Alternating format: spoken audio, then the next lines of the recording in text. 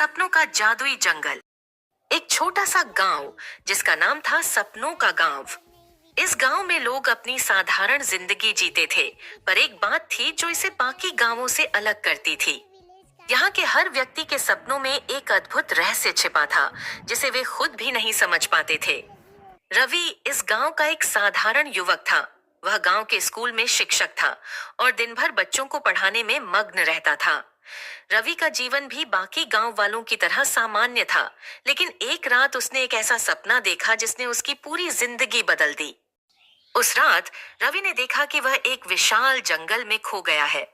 जंगल में चारों ओर घना अंधेरा छाया हुआ था और केवल चांदनी की हल्की रोशनी ही उसे रास्ता दिखा रही थी। वह चलते चलते एक नदी के किनारे पहुंच गया। नदी के पानी में चांद की परछाई झिलमिला रही थी और तभी उसे एक मधुर आवाज सुनाई दी। वह आवाज कह रही थी, रवि, तुम इस दुनिया में कुछ खास करने आए हो। तुम्हारा सपना पूरा होने वाला है। रवि ने अपनी आंखें खोली तो पाया कि वह अपने घर में ही था, लेकिन उस सपने ने उसे विचलित कर दिया। वह सोचने लगा, क्या यह सपना महज एक भ्रम था या इसमें कुछ गहरा अर्थ छिपा है। उसने उस दिन स्कूल में पढ़ाते समय भी उस सपने के बारे में सोचा। बच्चों के सवालों का जवाब देते हुए भी वह गहरे विचारों में डूबा रहा। स्कूल के बाद वह अपने पुराने मित्र अर्जुन से मिलने गया, जो गांव का एकमात्र ज्ञानी व्यक्ति था। रवि ने अर्जुन को अपना सपना सुनाया। अर्जुन ने ध्यान से सुना और फिर गंभीर स्वर में कहा, रवि, तुम्हारा सपना एक संकेत है। इस गांव के हर व्यक्ति के सपनों में कुछ न कुछ विशेष छिपा होता है। यह सपना तुम्हें यह बताने आया है कि तुम्हारे जीवन में कुछ बड़ा होने वाला है।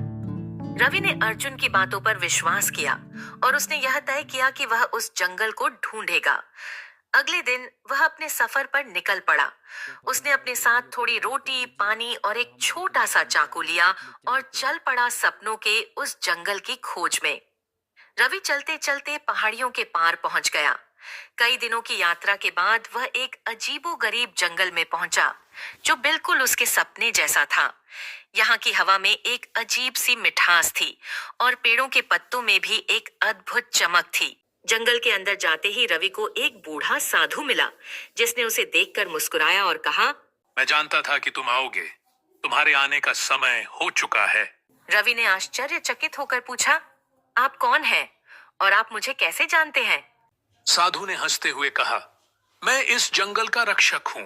यह जंगल कोई साधारण जंगल नहीं है। यह सपनों की दुनिया का द्वार है। जो लोग अपने सपनों को पूरा करने का साहस रखते हैं, उन्हें यह जंगल अपने अंदर छुपे रहस्यों से परिचित कराता है। रवि ने साधु से पूछा, मुझे क्या करना होगा? साधु ने एक पुराना पत्ता रवि को देते हुए कहा, इस पत्ते को अपने साथ रखो और अपने सपने को पूरा करने के लिए चलो। जब तुम्हें कोई कठिनाई महसूस हो, यह पत्ता तुम्हें रास्ता दिखाएगा। रवि ने साधु के कहे अनुसार किया और आगे बढ़ा। जंगल के अंदर गहराई में जाते हुए उसे एक विशाल गुफा दिखी। गुफा के अंदर एक चमत्कारी दृश्य उसकी प्रतीक्षा कर रहा था। वहां एक बड़ा दरवाजा था, जिसके ऊपर लिखा था, अपना सच खोजो और सपना साकार करो। रवि ने दरवाजे को धक्का दिया और वह दरवाजा खुल गया। अंदर जाने पर उसने देखा कि एक विशाल मैदान है, जिसमें चारों ओर हरी भरी घास और फूल खिले हुए थे। मैदान के बीच में एक बड़ा पेड़ खड़ा था, जिसकी जड़ें सोने की तरह चमक रही थीं। रवि उस पेड़ के पास गया और अचानक उसे समझ में आ गया कि यह वही जगह है जिसका सपना उसने देखा था। उसने पेड़ के नीचे बैठकर ध्यान लगाया और उसकी आंखों के सामने उसका पूरा जीवन एक फिल्म की तरह घूमने लगा। उसे समझ में आ गया कि उसका असली सपना क्या है। वह बच्चों को सिर्फ ज्ञान नहीं, बल्कि सपनों को सच करने की प्रेरणा देना चाहता था। जब उसने अपनी आंखें खोली तो पाया कि वह फिर से अपने गांव में था, लेकिन अब वह बदल चुका था। उसके पास अब एक नई ऊर्जा थी, एक नया उद्देश्य था।